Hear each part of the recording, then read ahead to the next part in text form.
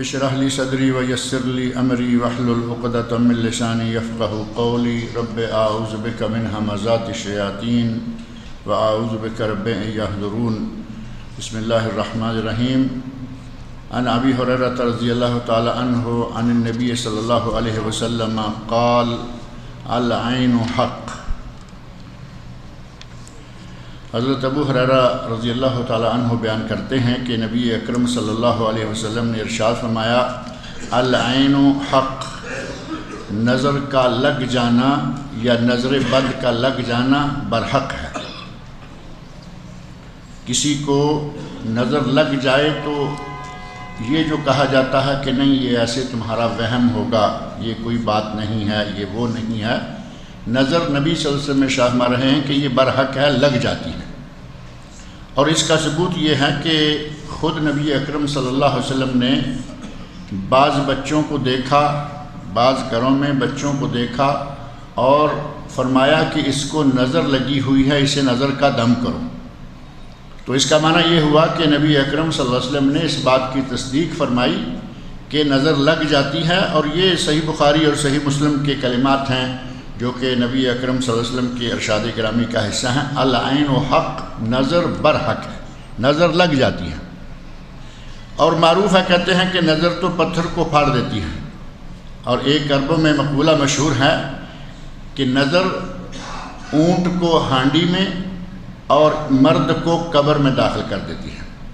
العین تدخل الجمل القدر والرجل القبر، یعنی مرد کو، انسان کو قبر میں اور اونٹ کو ہانڈی میں، یعنی اتنی سخت چیز ہے یہ نظر کہ یہ لگتی ہے اور بہت ہی سختی کے ساتھ سامنے والے پر اثر انداز ہوتی ہے۔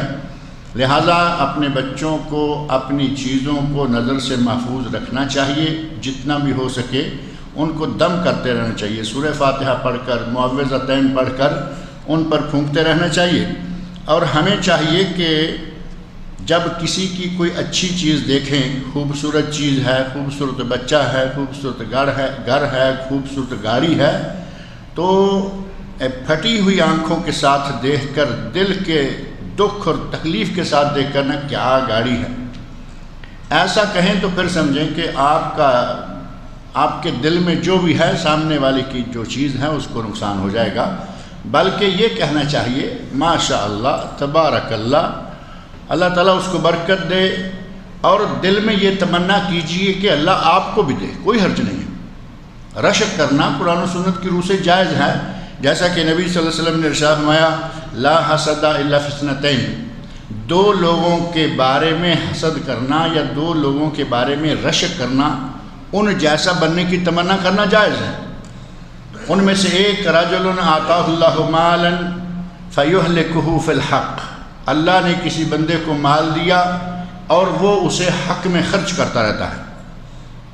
دعا کریں کہ اللہ آپ کو بھی مال دے، بے شمار دے، اور ساتھ ہی پوری دعا کریں کہ یا اللہ جس طرح یہ خرچ کر رہا ہے مجھے بھی مال دے، میں بھی اللہ کی راہ میں خرچ کروں گا۔ اور دوسرا وہ آدمی جسے اللہ رب العزت نے علم دیا، قرآن دیا، اور وہ قرآن کو شب و روز پڑھتا ہے، قرآن کریم کی تلاوت کرتا ہے، اس کے بارے میں بھی رشک کرنا جائز ہے، یہ تمنا کرنا جائز ہے کہ یا اللہ جیسے اسے علم دیا ہے، اسے قرآن دیا ہے، مجھے بھی دے تاکہ میں بھی اسی طرح کروں۔ تو گویا کہ نبی صلی اللہ علیہ وسلم نے تمنا رکھنے، رشک کرنے کی اجازت دی ہے، یہ جائز ہے، لیکن حسد حرام ہے۔ حسد تو اتنا برا ہے کہ نبی صلی اللہ علیہ وسلم فرماتے ہیں کہ حسد نیکیوں کو یوں کھا جاتا ہے، الحسد یاکل الحسنات کما تاکل النار الحطب، جس طرح لکڑی کو آگ کھا جاتی ہے ایسے ہی نیکیوں کو حسد کھا جاتا ہے۔ اور حسد کا اور تمنا کا، حسد کا اور رشک کا فرق کیا ہے؟ رشک یا تمنا یہ ہے کہ یا اللہ جیسا اس کے پاس ہے مجھے بھی مل جائے، اس کا ہلاک ہوئے بغیر۔ اور حسد یہ ہے کہ یا اللہ اس کا چھن جائے، اس کا چھن جائے اور مجھے مل جائے، دونوں چیزیں الگ الگ ہیں نا۔ تو تمنا کرنا جائز ہے، حسد کرنا حرام اور منع ہے۔ کسی کا بچہ خوبصورت ہے، تمنا کیجئے، اگر آپ کی ابھی عمر ہے تو اللہ تعالیٰ سے دعا مانگیے اللہ آپ کو بچہ دے، ایسا دے، اس سے بھی زیادہ خوبصورت دے، اس کے پاس کوئی کمی نہیں۔ اور اگر عمر ہے یا نہیں ہے، حضرت زکریا علیہ السلام کا واقعہ قرآن کریم میں موجود ہے نا، آپ کا دل چاہ رہا ہے اللہ سے مانگی، اللہ کے پاس کوئی کمی نہیں ہے۔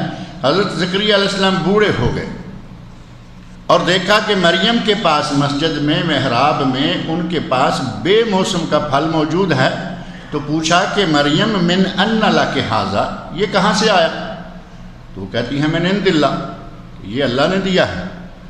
اسی جگہ کھڑے کھڑے فوراً دعا مانگی کہ یا اللہ مریم کو تو بے موسم کا پھل دے سکتا ہے تو مجھے بے عمر بیٹا کیوں نہیں دے سکتا؟ مسجد میں کھڑے، محراب میں کھڑے دعا مانگی، اللہ نے وہی بشارت عطا فرمائی اور کہا زکریا تمہیں بیٹا دیں گے، اور ایسا بیٹا دیں گے جو نیک ہوگا، پاک باز ہوگا، سیدن و حصوراً، عورتوں کی طرف سے انتہائی پاک باز سردار ہوگا، نبی من الصالحین، نبی ہوگا، نیک ہوگا، اور اللہ نے خود اس کا نام رکھا یحییٰ، اور فرمایا کہ آج تک اس نام کا دنیا میں کبھی کوئی بچہ نہیں گزرا، اس نام کا کوئی آدمی، پہلی مرتبہ نام تمہارے بیٹے کا رکھ رہے ہیں۔ اللہ رب العزت کے لیے کیا مشکل ہے؟ عمر بڑی ہے چھوٹی ہے، جب جی چاہے بچے کی تمنا کیجیے، اللہ دینے والا ہے، لیکن یہ کہ بیوی ہونی چاہیے۔ اب ایک آدمی کی بیوی نہیں ہے، لڑکی ہے، اس نے شادی نہیں کی، اور وہ کہے کہ بیٹا دے، تو ظاہر ہے کہ بیٹے کے لیے جو دنیا میں وسائل ہیں وہ ہونے چاہیے۔ میاں بیوی ہوں، بیٹا مانگیں، اللہ رب العزت ہر عمر میں بچہ دینے پر قادر ہے۔ لہذا کسی کا بچہ دیکھ کر جلنے کی بجائے اپنے لیے دعا مانگیں، رشک کر سکتے ہیں، تمنا کر سکتے ہیں، حسد کرنا جائز نہیں۔ اور اگر آپ نے دوسرے کی چیز کو دیکھ کر ماشاءاللہ کہا، تبارک اللہ کہا، تو انشاءاللہ اس سامنے والی کو نظر نہیں لگے گی۔ اور اگر کسی کو نظر لگ گئی، کئی لوگ ایسے ہیں کہ ان کے اپنے بھی بس میں نہیں ہوتا، نظر لگ جاتی ہے، ان کی نظر زبردستی ان سے نکل جاتی ہے۔ بعض ایسے آدمی تاریخ میں گزرے ہیں کہ وہ مشہور تھے اپنے علاقے میں کہ یہ جسے غور سے دیکھ لے وہی گیا، اسے کچھ نہ کچھ اچھی بلی چلاتے ہوئے بچہ سائیکل لیے جا رہا ہے، انہوں نے کہا کیا سائیکل چلاتا ہے؟ بچہ سر کے بل گرا، سائیکل اوپر بچہ نیچے۔ اس طرح کا آدمی اگر کوئی کسی علاقے میں معروف ہو جائے تو فقہاء کرام نے اس کے بارے میں کہا ہے کہ اس شخص کو جو پکی بات ہے کہ جس پر غور کرے اس کی نظر لگ جاتی ہے، اس کو بند کر دیا جائے، نظر بند کر دیا جائے، گھر سے باہر نہ نکلنے دیا جائے، اور اس کے گھر کے اخراجات حکومت ادا کرے۔ باہر نکلے گا کمانے کے لیے، لوگوں کے بچوں کو، لوگوں کی گاڑیوں کو، لوگوں کے گھروں کو نقصان پہنچاتا پھرے گا، اسے نظر بند کر دیں کہ وہ گھر میں رہا کرے، لیکن چونکہ اس کی حاجات ہیں، ضروریات ہیں، اس کی ضروریات پوری کرنے کی ذمہ داری حکومت اپنے کھاتے میں لے لے۔ اور اگر کسی کی نظر ایسی ہے، کسی کی نظر کسی کو لگ جائے، تو نبی صلی اللہ علیہ وسلم کا حکم ہے کہ اگر اس سے کہا جائے کہ غسل کرو تو اسے غسل کرنا چاہیے، اسے کہا کہ غسل کرو، جھوٹا پانی مجھے دو، دینا چاہیے۔ اب یہ نہیں کہ ڈنڈا اٹھا لے کہ تم مجھے غسل کرنے کا کون ہوتے ہو کہنے والے۔ نبی صلی اللہ علیہ وسلم کے عہد مبارک میں صحابی نے غسل کرنے کے لیے کپڑے اتارنا شروع کیے، ایک آدمی پاس کھڑا ہے، کہتا ہے کہ بھائی اتنا خوبصورت جسم تو میں نے کبھی نہیں دیکھا۔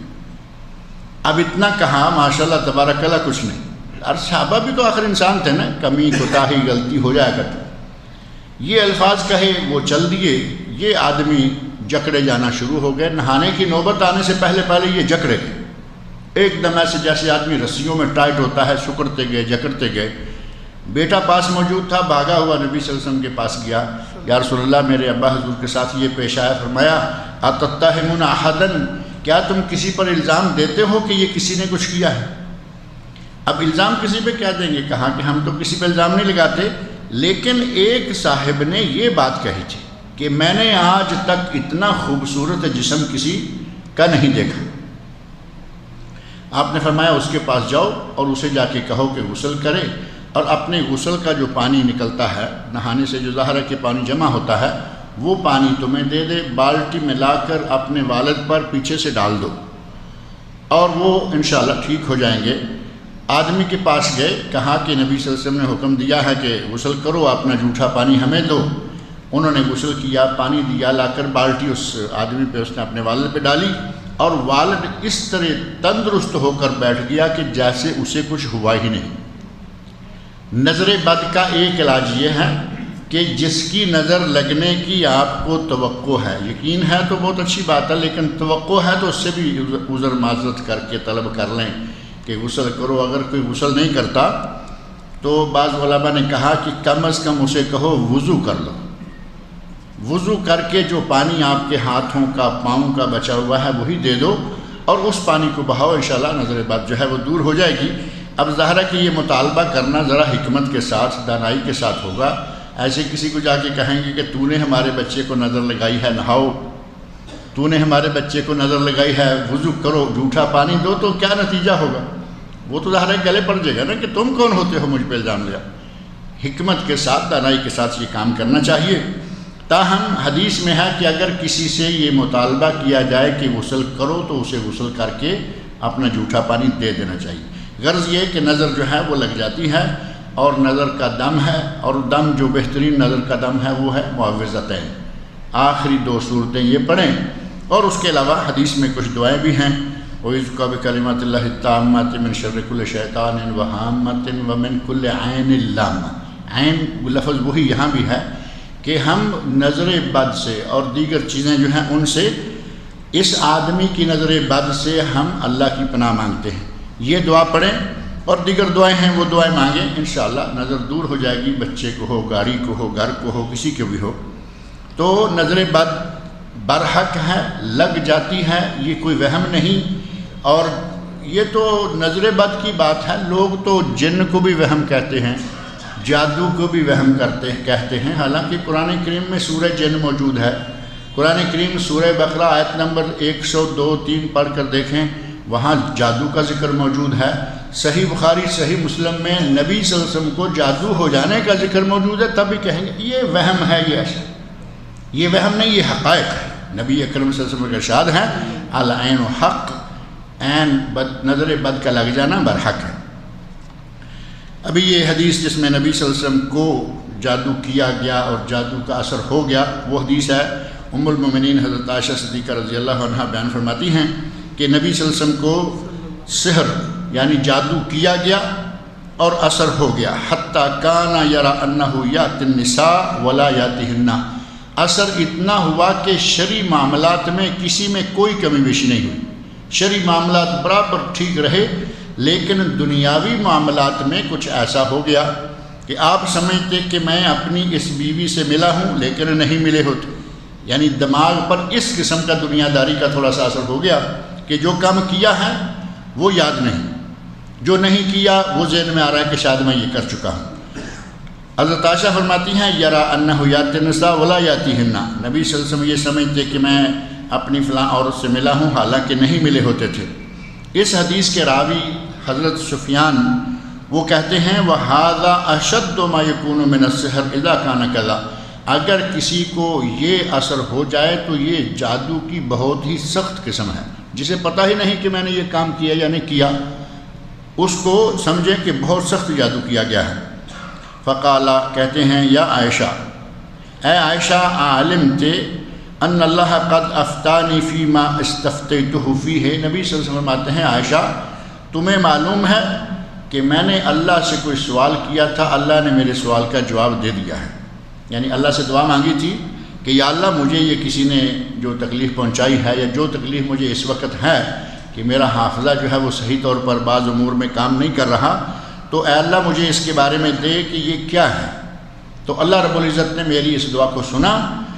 آتانی رجلان, 2 آدمی آئے, فقعد احدہما عند راسی, ایک میرے سر کے پاس بیٹھ گیا, والآخر عند رجلی, اور دوسرا میرے پاؤں کے پاس. نبی صلی اللہ علیہ وسلم لیٹے ہوئے ہیں, 2 آدمی, 2 فرشتے آئے, اللہ رب العزت نے فرشتے بھیجے, ایک سرہانے بیٹھ گیا, ایک پائنتی کی طرف پاؤں کی طرف بیٹھ گیا.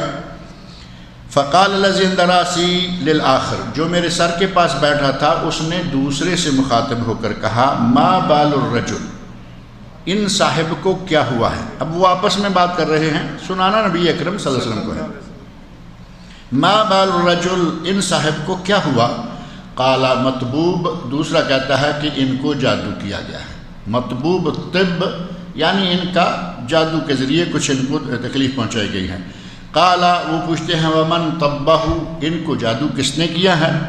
قالا لبید بن عاصم, یہودی ایک لبید بن عاصم یا لبید بن عاصم ہے, اس نے یہ جادو کیا ہے. رجل من زریق, بنی زریق قبیلے کا آدمی ہے. حلیف لیہود یہودیوں کا دوست ہے، کانا منافقاً یہ منافق تھا، مسلمان ہونے کا اظہار بھی کرتا تھا لیکن اصل میں یہودیوں کا ساتھی اور انہیں کا حلیف ہے۔ قال فیما، وہ پوچھتا ہے، فرشتہ پوچھتا ہے کہ یہ جادو کس چیز میں کیا گیا ہے، کیسے جادو کیا گیا؟ دوسرا کہتا ہے فی مشتن و مشاقہ، کنگھی میں اور بالوں میں۔ مشت کنگھی اور مشاقہ وہ چیز ہے کہ جو کنگھی پھیرنے سے سر کے یا داڑھی کے بال جو ہیں وہ کنگھی میں اڑ کے نکل آئیں تو ان کو مشاقہ کہا گیا، کہ سر کے بالوں اور کنگھی میں یہ جادو کیا گیا ہے۔ قال وَأَيْنَ، ایک فرشتہ پوچھتا ہے، وہی جو سوال کر رہا ہے، کہ وہ اب کہاں ہے، وہ کنگھی، وہ بال، وہ جو جادو کیا ہوا مٹیریل ہے وہ کس جگہ ہے؟ قال فی حف طلعۃ ذکر تحت رعوفہ، کہا کہ فی بیر زروان، بیر زروان کنواں تھا، اس کنویں میں پانی کی تہ کے نیچے ایک پتھر ہے، اس پتھر کے نیچے نر کھجور کے خوشے میں، نر کھجور کے خوشے میں چھپا کر وہ جادو رکھا گیا ہے۔ جادو کر کے اسے نر کھجور کا خوشہ، اب ہمیں تو کھجوریں ایک جیسی لگتی ہیں، عرب کھجوروں کو پہچانتے ہیں کہ ان میں سے نر کون سی ہے، مادہ کون سی ہے۔ نر کھجور کا خوشہ لے کر جو اوپر بھٹا سا یا سٹا سا نکلتا ہے، اس میں وہ چھپا کر کنویں کے نیچے، پانی کے نیچے ایک بڑا پتھر جو چھوڑ دیا جاتا ہے مومن کہ اس کو باہر نکالنے کی کیا ضرورت ہے، ایک سائیڈ میں کر دو، اس کے نیچے چھپایا گیا۔ یہ خبر دینے والے فرشتہ ایک خبر دوسرے کو دے رہا ہے۔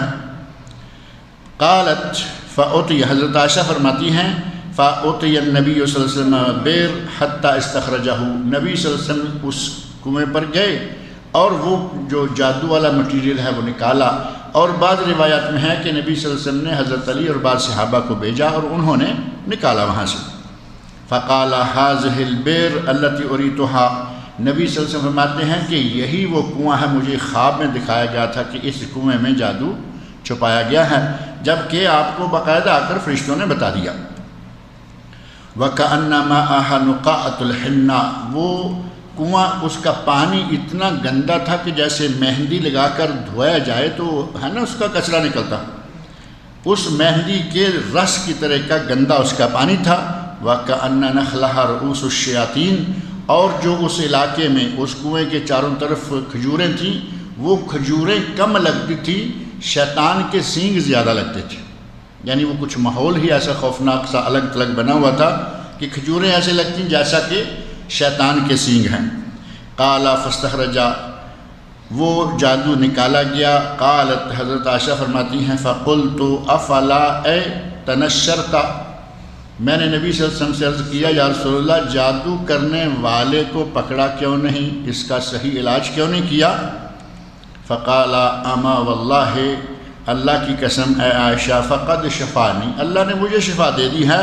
وَأَكْرَهُ أَنْ أُثِيرُ عَلَىٰ حَدٍ مِّنَ النَّاسِ شَرًّا، اور مجھے اچھا نہیں لگتا کہ میں کسی آدمی کے خلاف شر پیدا کر دوں۔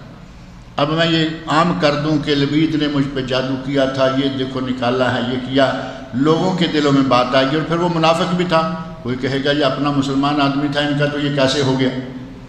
نبی صلی اللہ علیہ وسلم فرماتے ہیں کہ مجھے یہ اچھا نہیں لگتا کہ میں لوگوں کے خلاف شر بناؤں، لوگوں کے خلاف اس طرح کا کروں، لہذا مجھے اللہ نے شفا دے دی، بات ختم ہو گئی۔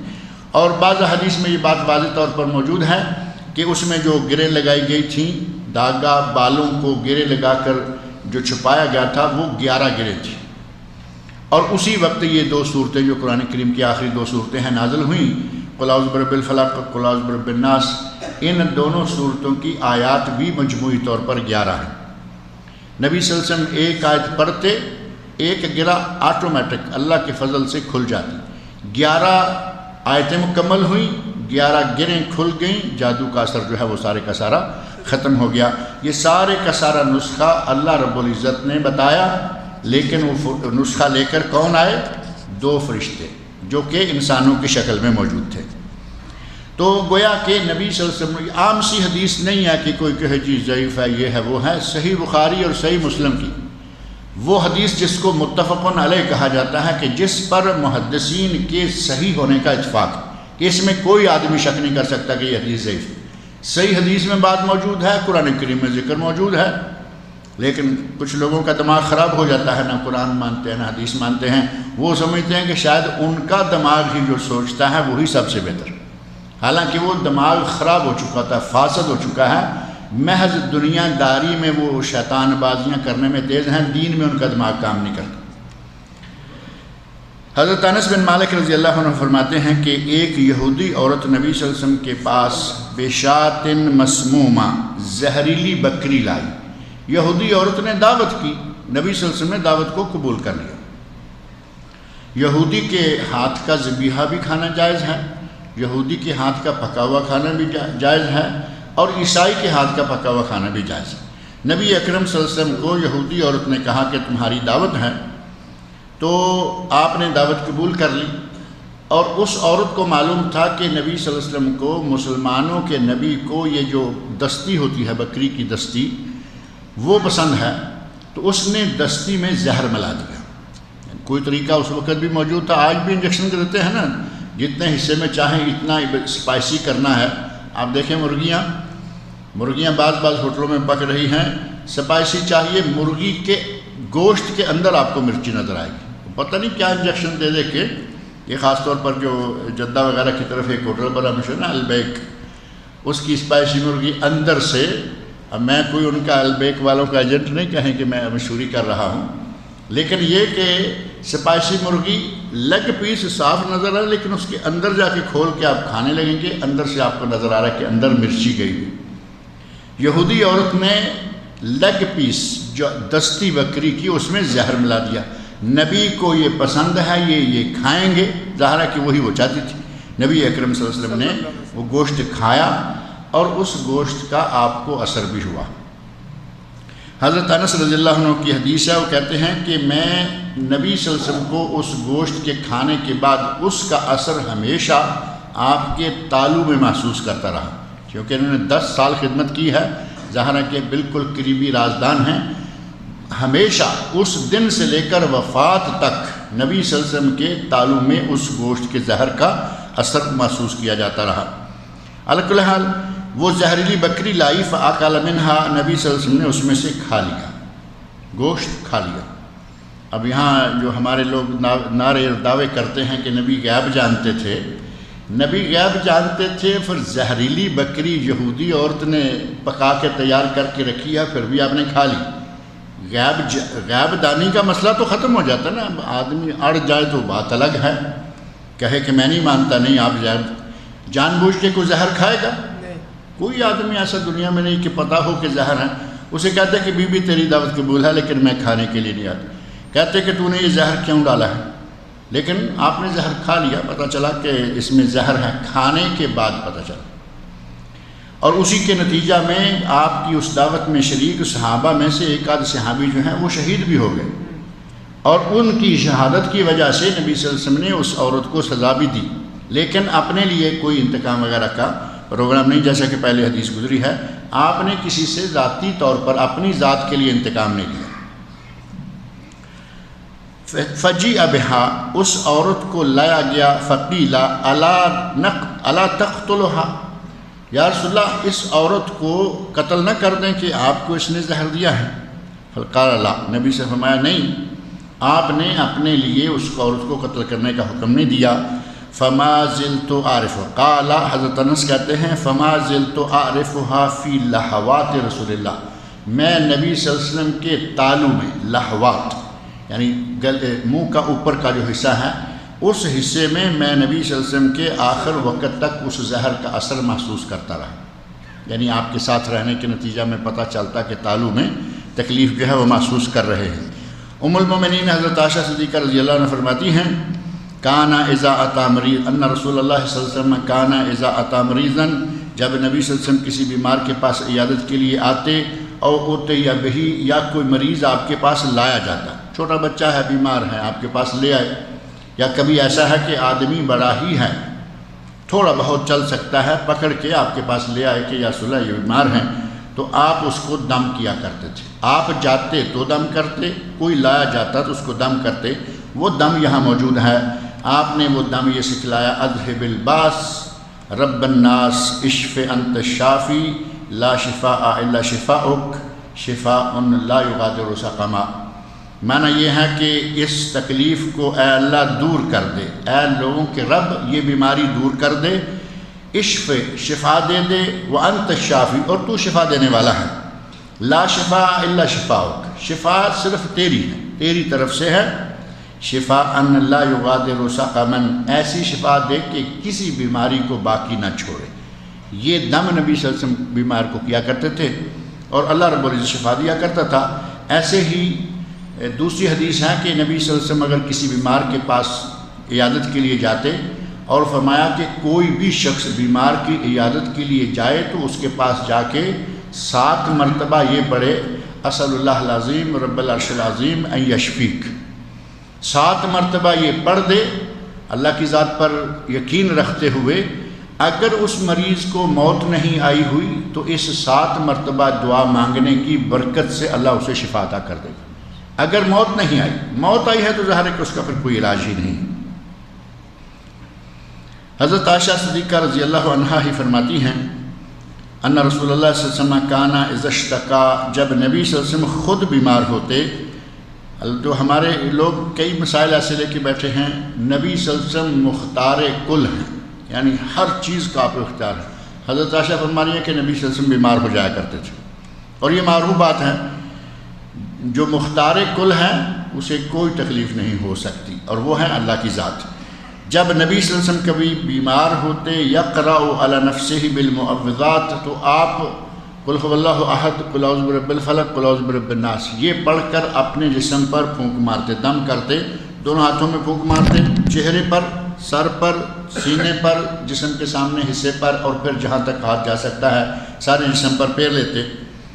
وَأَمْسَحُ بِيَدِهِ فَلَمَّا اشْتَدَّ وَجْعُهُ، جب نبی صلی اللہ علیہ وسلم کی بیماری زیادہ ہو گئی، مرض الموت میں جب آپ زیادہ بیمار ہو گئے، اب آپ زیادہ پڑھ نہیں سکتے ہیں، تو کہتی ہیں فَلَمَّا اشْتَدَّ وَجْعُهُ، جب آپ کی تکلیف زیادہ ہو گئی، كُنْتُ أَقْرَأُ عَلَيْهِ، یہ صورتیں تینوں میں پڑھا کرتی تھی، قل هو اللہ، قل اعوذ برب الفلق، قل اعوذ برب الناس میں پڑھتی، وَأَمْسَحُ بِيَدِهِ اور آپ کے ہاتھوں میں پھونک مار دیتی، یعنی اپنے ہاتھوں میں پھونک مارنے کی بجائے نبی صلی اللہ علیہ وسلم کے ہاتھوں میں پھونک مار کر رجاءً برکتها کہ آپ کے ہاتھوں میں پھونک ماروں گی، آپ کے ہاتھوں کو ہی پکڑ کر آپ کے چہرے پہ پھیر دیتی کہ جو برکت ان ہاتھوں میں ہے میرے ہاتھوں میں وہ برکت کہاں سے آئی۔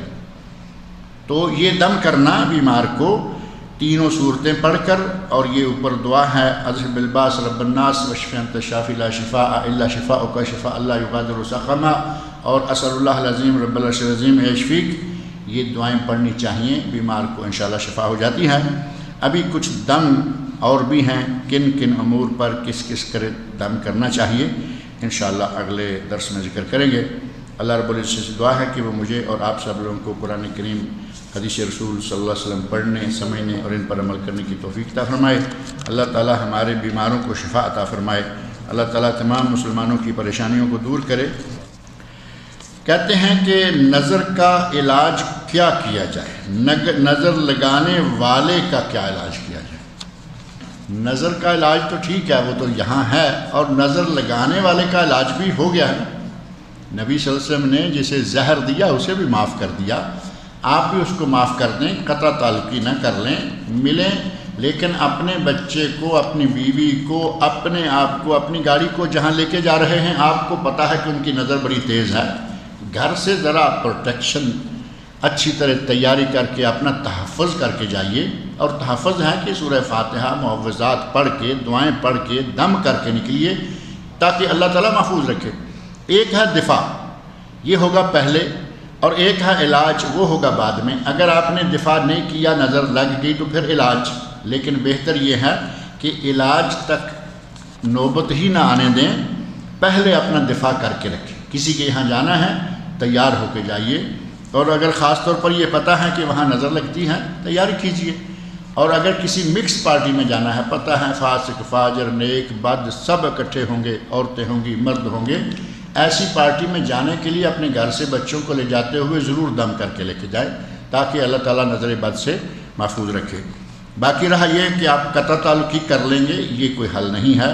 اور بچے کو نظر سے حفاظت کے لیے کیا کلمات ہیں، ابھی وہ کلمات بھی سارے گزرے ہیں، علاج موجود ہے، اور یہ لول و مرجان آپ کے سامنے یہ عربی میں موجود ہے، اردو میں موجود ہے، انگلش میں موجود ہے، تینوں زبانوں میں یہ دارالاسلام کے اندر موجود ہے، یہ لے لیں، ان میں تفصیل موجود ہے۔ اور اگر کتاب نہیں لینا چاہتے تو ہم سے مل لیں، ہم آپ کو لکھ کے دے دیں گے، وہ سستا نسخہ بھی موجود ہے۔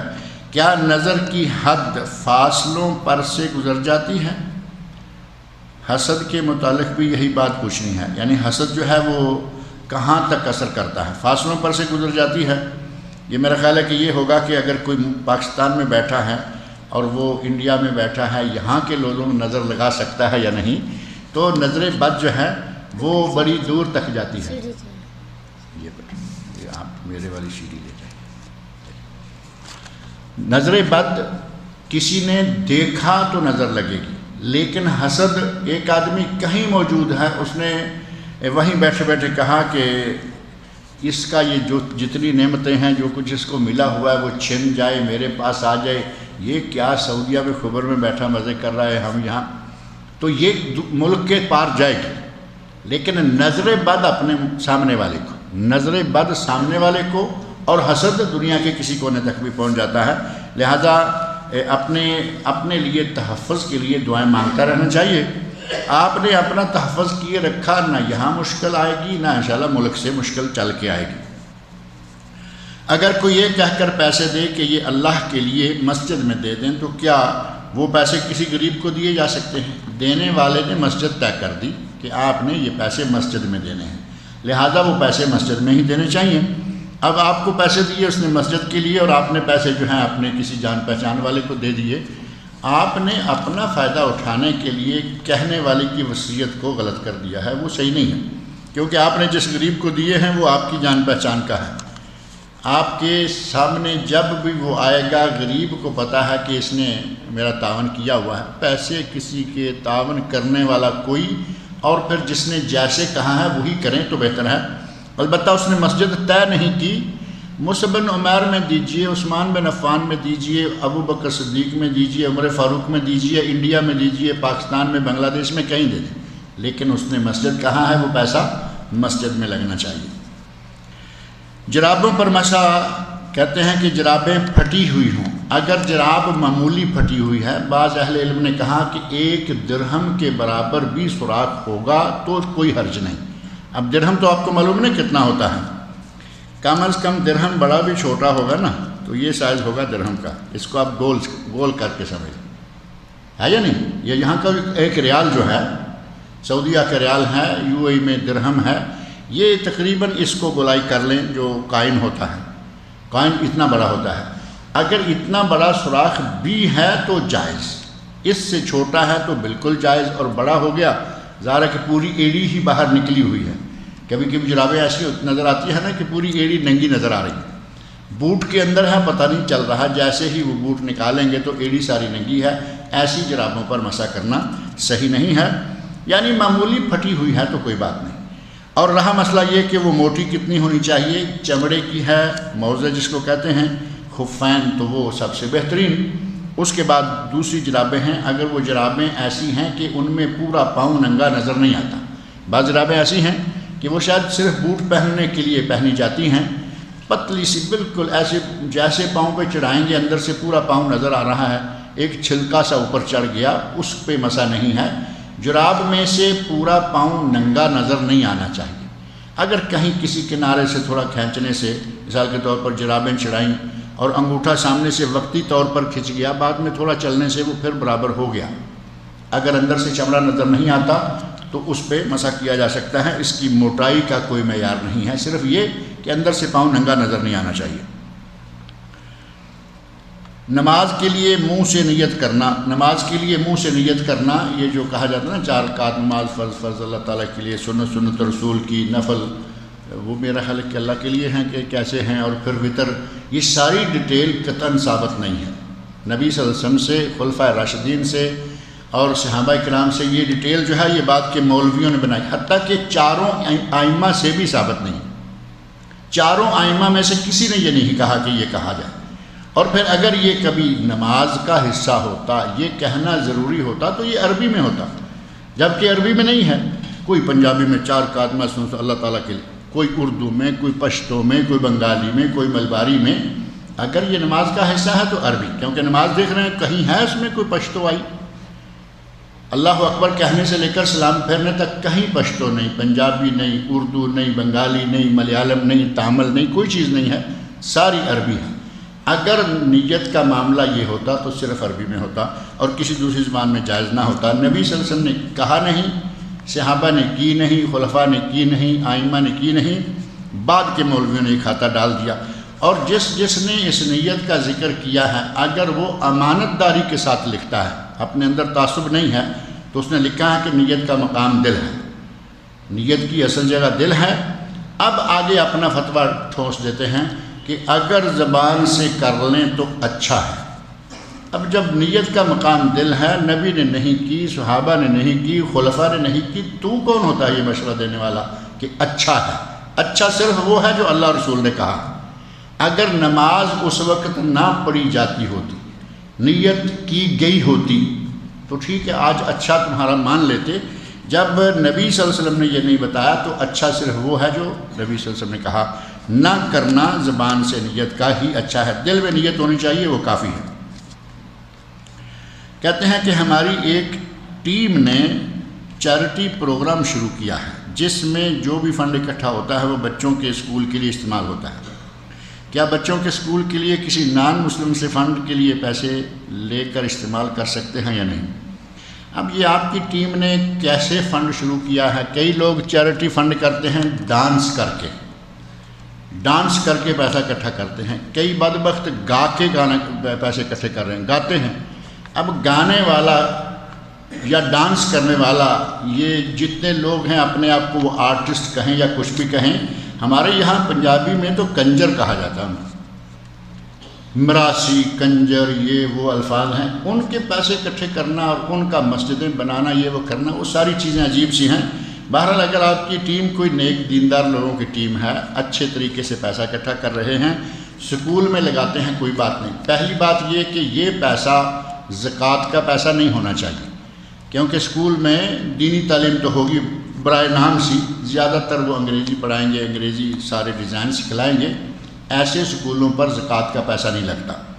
اپنی جیب خاص سے، اپنے مال خاص سے کوئی فنڈ دیتا ہے، لے لے، اور اس فنڈ میں غیر مسلم کا پیسہ لے کر بھی آپ استعمال کر سکتے ہیں، اس میں کوئی حرج والی بات نہیں ہے. شرط یہ ہے کہ اس آدمی کا پیسہ اگر آپ کو معلوم ہے کہ حلال ہے، اگر معلوم ہے کہ یہ شراب فروشی کرتا ہے، شراب بیچتا ہے، یا یہ ایسی چیزیں بیچتا ہے جو اسلام میں جائز نہیں ہے، تو اس کا پیسہ لے کر استعمال کرنا بھی جائز نہیں ہوگا.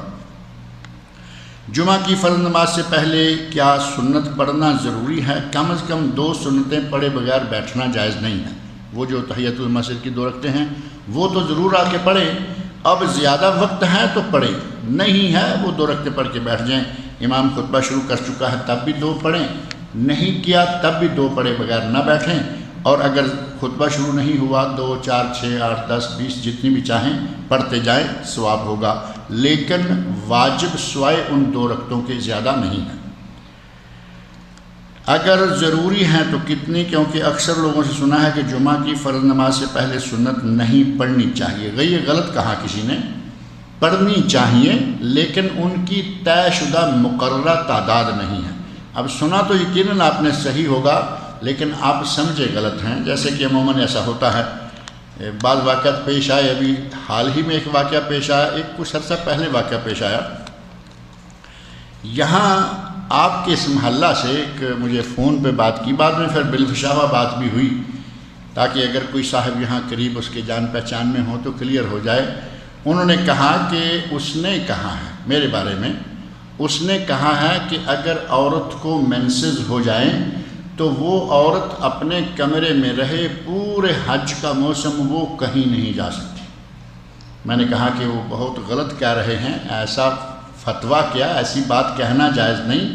حج میں وہ سارا حج کرے سوائے حرم شریف میں داخل ہونے کی. طواف کرنا اس کے لیے ضروری ہے کہ وہ پہلے غسل کرے، وضو کرے اور پھر طواف کرے. اس کے علاوہ منا میں، مزدلفہ میں، عرفات میں، جتنا مکہ ہے سارے مکہ میں، وہ ساری جگہوں پہ جائے. اس کا حج صحیح ہوگا، مکمل ہوگا. جب پاک ہو جائے گی اس کے بعد طواف کرے، صحیح کرے، اس کا حج مکمل ہے. تو سنا تو یہ ہوگا کہ جیسے کہ میں نے اب کہا ہے ویسے ہی انشاءاللہ ساری عمر میں کہتا آ رہا ہوں، کہوں گا کہ عورت حیض کی حالت میں مسجد حرام میں داخل نہ ہو یا کسی مسجد میں داخل نہ ہو۔ اب یہ تو نہیں کہ پورے حج کے مناسک میں سے کہیں کچھ نہ کریں۔ ایسا ہی ایک واقعہ ایک عرصہ پہلے 20-25 سال پہلے یو اے میں ریڈیو ام القوین سے میرا پروگرام ڈیلی آتا رہا، الحمدللہ 14 سال ڈیلی پروگرام نشر ہوتا رہا۔ میں نے طہارت کے مسائل ذکر کرنا شروع کیے تو کسی صاحب نے مسلسل سننا شروع کر رکھے تھے، وہ نوٹ بک لے کر بیٹھتے، لکھتے بھی رہتے، نوٹس وغیرہ لیتے رہتے۔ تو میں دبئی میں ایک جگہ جمعہ پڑھانے کے لیے گیا۔ جمعہ پڑھانے کے بعد بیٹھے، مکتبہ تھا مسجد کے ساتھ ہی مولانا کا، اس میں بیٹھے کچھ دوست احباب تھے۔ تو ایک صاحب کہنے لگے کہ یہاں ہمارے دبئی میں ایک صاحب ہیں، وہ کہتے ہیں کہ تم نے ریڈیو سے یہ کہا ہے کہ بلی حلال ہے۔ میرے ذہن میں فوراً بات آ گئی کہ بات کیا ہوئی ہے اور یہ کیا ہو رہا ہے۔ میں نے کہا کہ کیسے یہ ایسے؟ کہا نہیں، آپ کا بڑا فین ہے، وہ بڑا پابندی سے پروگرام سنتا ہے اور بڑا باجماعت پروگرام سنتا ہے، قلم کاغذ لے کے بیٹھ کے سنتا ہے، وہ نوٹ بھی لکھے ہوئے ہے۔ اس نے کہا کہ اگر میری زبانی والی بات ہوتی تو بات میرے پاس لکھا ہوا موجود ہے کہ اس نے کہا ہے کہ بلی حلال۔ میں نے کہا کہ میں نے جو کہا ہے وہ میرے پاس ریکارڈ میں بھی موجود ہے، الحمدللہ وہ کتاب فقہ الصلاح کے نام سے چھپ چکی ہے، موٹی جلد ہے جس میں طہارت کے مسائل ہیں، اس میں بھی موجود ہے۔ کہا یہ ہے کہ بلی کا جوٹھا پاک ہے، بلی کا جوٹھا پاک ہے، اور یہ صحیح ہے۔ بلی کا جوٹھا پاک ہے، کتے کا جوٹھا 7 مرتبہ دھوئے بغیر برتن پاک نہیں ہوگا۔ بلی کا جوٹھا پاک ہے۔ مسئلہ یہ تھا، سنا تو یقیناً یہی ہوگا، لیکن جیسے ہی کاپی پہ لکھنے کا وقت آیا تو بلی حلال ہو گئی۔ اس طرح کا معاملہ کبھی کبھی ہو جایا کرتا ہے۔ تو یہاں بھی ایسے ہی ہوا کہ کہا کہ وہ جی پورے حج میں کہیں کچھ نہیں کر سکتی، جبکہ وہ سارا حج کرتی رہے گی، صرف طواف کرنے کے لیے حرم میں پاک ہونے کے بعد جائے۔ ایسے ہی ہے جو کہا گیا کہ سنتیں نہیں پڑھنی چاہیے، جس نے کہا ہے، میں یا کوئی بھی ہوگا، اس نے یقیناً یہ نہیں کہا ہوگا۔ کہا یہی ہوگا کہ اگر خطبہ شروع ہو جائے تو 2 رکعتیں پڑھ کے بیٹھ جائیں، یا جب بھی مسجد میں داخل ہوں 2 رکعتیں پڑھ کر بیٹھ جائیں، اور خطبہ شروع ہو تو پھر 2 سے زیادہ نہیں پڑھنی چاہیے۔ اب دیکھیں باتیں بڑی واضح سی ہیں، اب اس میں غلط فہمی میں کوئی مبتلا ہو کر دور نکل گیا تو وہ اس کی اپنی مرضی ہے۔ اگر کسی پر جادو ٹونا ہو جائے اور جادو ٹونے کا شک ہو جائے تو کیا کسی بزرگ پیر یا جادو ٹونے کا توڑ کرنے والے کے پاس جانا چاہیے اور وہ جو بھی پڑھنے کے لیے کہے، پانی دم کر کے دے، تعویذ دے، تو یہ جائز ہے یا نہیں؟ تعویذ لکھنا بھی جائز نہیں ہے، تعویذ باندھنا بھی جائز نہیں، پہلی بات۔ دوسرا یہ کہ جتنے آپ نے یہ بزرگ ذکر کیے ہیں، اگر آپ کو معلوم ہے کہ یہ بزرگ، یہ پیر جاتے ہی پوچھتے ہیں کہ تیری ماں کا نام کیا ہے، فوراً وہاں سے اٹھ جائیے، کیونکہ وہ بزرگ نہیں جادوگر ہے، پیر نہیں، وہ جادوگر ہے، اور جادوگر سے علاج کرانا حرام ہے۔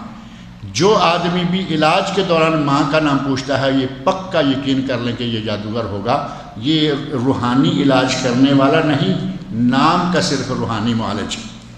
اور اگر کوئی عالم دین ہے، نیک ہے، عالم دین نہ صحیح نیک ہے، قرآن جاننے والا ہے، اور وہ صرف قرآن پڑھتا ہے، دعائیں جو ثابت ہیں وہ پڑھتا ہے، دم کرتا ہے، دم کروانا جائز ہے۔ نبی اکرم صلی اللہ علیہ وسلم نے دم کیا، دم کرنے کا حکم دیا۔